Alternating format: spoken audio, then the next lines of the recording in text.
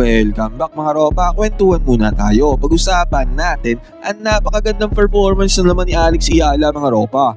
Take note, round of 64 na to ng Wimbledon Open at nag-iisang Pinoy lamang si Alex Eala sa history ng Wimbledon na nakapasok sa round of 64. At dito nga mga ropa, ang kalaban niya ay si Maya Joint. FYI, si Maya Joint lang naman ang nagpatalsik sa isang legend na si Serena Williams dito sa may Wimbledon at arguably greatest of all time sa women's tennis mga ropa. Pinatalsik siya ni Maya Joint dito sa may Wimbledon. Kaya hindi birong kalaban itong si Maya Joint at isa pa tinalo din ni Maya Joint itong si Alex Eala sa kanilang huling match-up. Kaya gigil at revenge din ang habol ng ating kabayan na si Alex Eala kontra kay Maya Joint.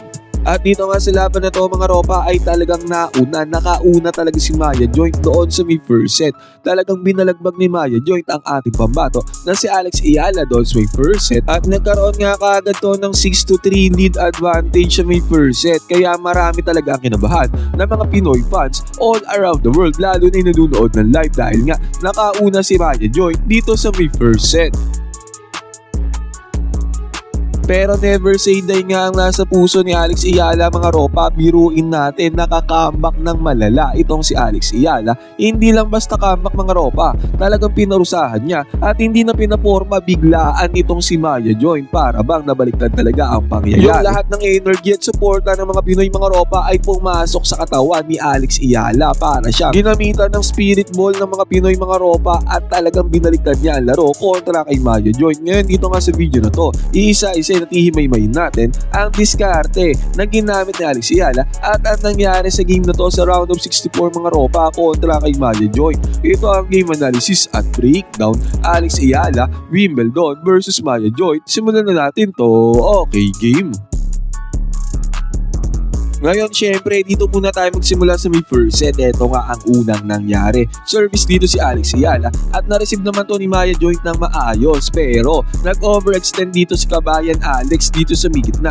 Kaya binanatan siya pabalik dito ni Maya Joint sa may left side. At hindi kaagad nakahabol din si Alex. Puntos kaagad ni Maya Joint. At dito nga ulit service si Alex Eala. Na-receive ulit to ni Maya Joint at nag-net dito ang atake ni Alex Eala. Nakokontrol kaagad ni Maya Joint ang pace dito sa may first set. Dito sa may game 2 ng first set, service dito si Maya Joint at nanet nga ang receive dito ni kabayan Alex. Parang nagpapainit pa siya dito sa may first set. Pero hindi to good indication mga ropa dahil bawat puntos nga dito sa game na to ay sobrang importante. Nakatyani naman ang puntos dito si kabayan Alex. Nanet din ang tirada dito ni Maya Joint. At dito nga nagpalitan sila ng rally mga ropa at kitang-kita natin nung dinala ni Maya yung bola sa may left side. Hindi na naman nakahabol dyan si kabayan Alex. At dito din nagkaroon na naman ng rally at kitang-kita natin pag-atake dito ni Alex Eala sa may right side. Nag-overextend yung kanyang bola na outside. Kaya ito nga 3-1 kaagad ang first set. Lamang kaagad dito si Maya Joint.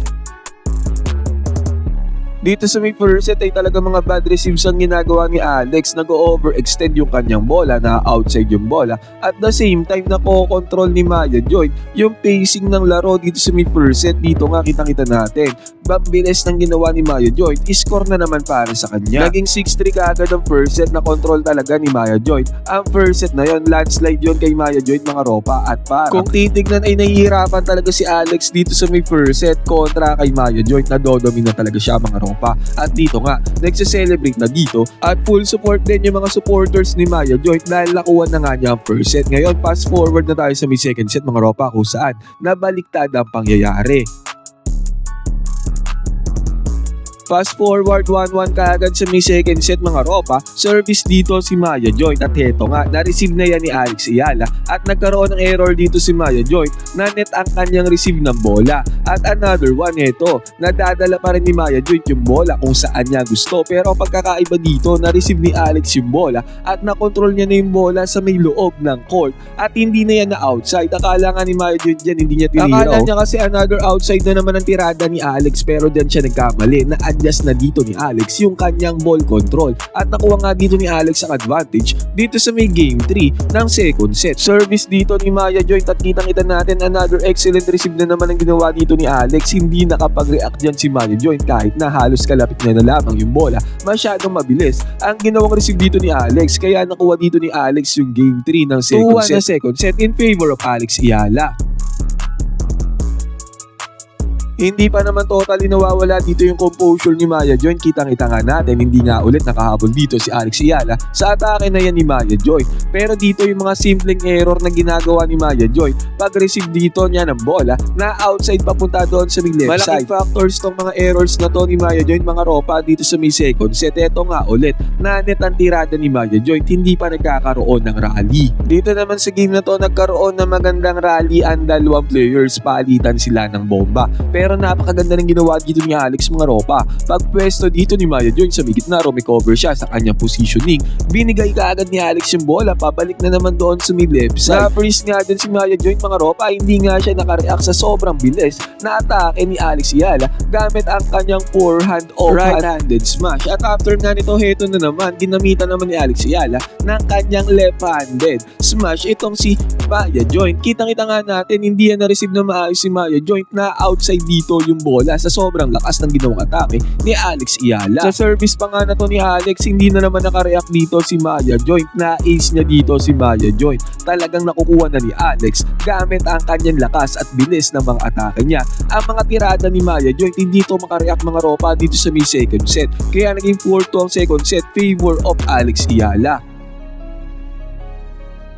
Dito, game 7 na second set, 40-30 ang talaan. Lamang nga ulit dito si Alex, game point na, mga ropa. Nagkaroon ulit ng rally dito ang dalawang players. At ang napakalupit na ginawa dito ni Alex, pagka-receive niya ng bola, dinala niya yung bola doon sa may right side. At kitang-kita natin dito, pumasok yung bola doon sa may linya. Napakagandang ball control ang ginawa dyan ni Alex. At malayo dyan si Maya Joint, hindi man lang siya nakahabol at nakakontest sa tirada niya ni Alex. At dahil dyan, nakuha ni Alex ang game point, naging 5-2 na ang score. Dito sa may second set, isang puntos na lamang, mga ropa, ay makukuha na ni Alex ang second set. Hype na nga dyan si Alex Ayala, mga ropa, dahil na ang momentum nga ay napupunta na sa kanya at nagagamay niya na din ang mga diskarte kung para talunin itong si Maya Joint.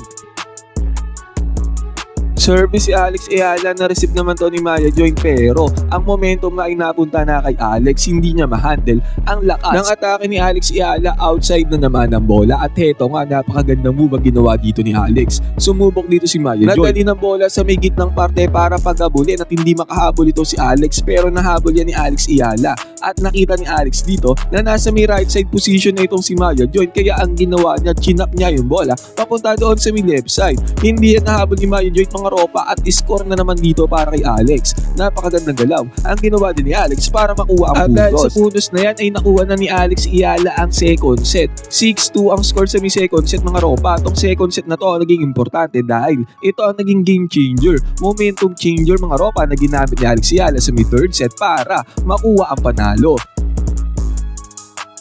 Okay, third and final set na, do or die game, kumbaga 1-1 ang score sa bawat sets. Isang set na lang ang magde-decide tong set 3 para sa dalawang players. At eto nga, mga ropa, talagang nakokontrol na ni Alex ang pacing ng laro. Nag-e-error na si Maya Joint. Dalawang magkasunod, mga ropa, na kung saan ang atake ni Maya Joint ay parehas nagnet. Talagang ang momentum ay nagpalit na, nag-shift na. 1-0 nga kagad ang score dito sa may final set. Service si Alex, mga ropa, at heto nga na naman, nagnet na naman ang tirada dito ni Maya Joint, sunod-sunod na puro nets. Ang ginagawa dito ni Maya Joint, nanlamig siya, mga ropa. At dito sa service ni Alex Ayala, another net na naman, mga ropa, sunod-sunod. Talagang grabe yung ginawa nung second set, mga ropa, na dala dito ni Alex Ayala ang kanyang init, at the same time nadala naman ni Maya Joint ang kanyang lamig dito sa may third set. Hindi magandang timing para kay Maya Joint para magkaroon ng errors dito sa third and final set dito sa may Wimbledon. At dahil nga dyan 2-0 kaagad ang third and final set, dominado kaagad to ni Alex Ayala.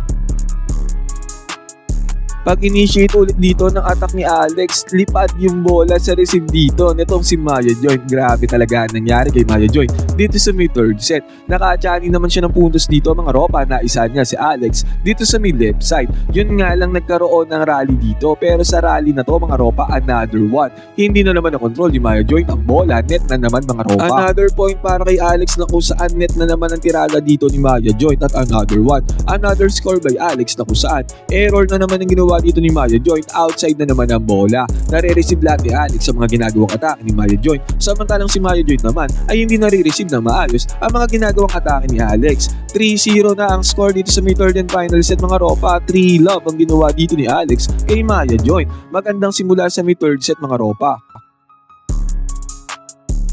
Nag-service dito si Alex at na-defend naman niya na maayos dito ni Maya Joint. Naka-chani siya ng puntos dito sa may Game 4 ng final set. At eto nga yun nga lang pag-serve dito ni Alex Ayala, hindi na to na-defend na maayos si Maya Joint. Overextend na naman ang kanyang bola. Heto, tignan natin to sa bawat atake na ginagawa ni Maya Joint. Kitang-kita natin nare-receive yan ng magandang positioning at atake ni Alex Ayala, hindi siya na out of balance. At dito out of balance itong si Maya Joint, hindi niya na-receive na maayos yung bola, kaya net na naman ng tirada dito ni Maya Joint. At dinala nga ni Alex yung bola dito sa may right side. Pagka-receive dyan ni Maya Joint, biglang dinala naman ni Alex yung bola sa may left side, kaya mahirap na yung mahabol. Na-control na talaga ni Alex Ayala, total domination dito sa may set 3. 5-0 kaagad ni Alex dito si Maya Joint sa may set 3. Wala nang pag-asa halos dito si Maya Joint. 5-0 love ba naman ang ginawa dito ni Alex. Nakakuha pa nga siya ng ace dito against kay Maya Joint. Nakachani naman ang puntos dito si Maya Joint dahil binali niya yung bola, mabilisan, hindi nakareact dyan si Alex. Dalawang magkasunod na puntos pa ang ginawa dito ni Maya Joint sa may Game 6 ng set 3. At dito nga hindi na to pinaporma ni Alex Ayala. Nakakuha siya ng puntos dito. At isang puntos na lamang mga ropa ay makukuha na ni Alex ang Game 6. At dito nga service ni Alex. Nais pa niya dito si Maya Joint para sa uling puntos ng Game 6 dito sa may third set. At dahil nga dyan na 6-0 ni Alex Ayala sa may third set itong si Maya Joint. Total domination ang nangyari. Nakuha ni Alex ang panalo dito sa may round 64 ng Wimbledon. Napakagandang panalo, historic win para kay Alex dahil siya na nga ang kauna-unahang Pilipino na papasok sa round 32 ng Wimbledon. Nice game para kay Maya Joint na tameme talaga siya doon sa may second set na naging momentum para sa may third set para i-6-0 na siya ni Alex Ayala. Nice win para kay Alex mga ropa, magandang duelo para sa pagpasok niya sa round 32. Ang makakalaban niya sa round 32 mga ropa ay ang number 3 world at ang defending champion dito sa may Wimbledon mga ropa. Ngayon i-predict natin sino sa tingin nyo ang mananalo. Syempre para sa akin Alex Ayala pa rin, suporta. Pwede kayo mag-comment nyo sa ubang opinion mga ropa, magkwentuhan tayo.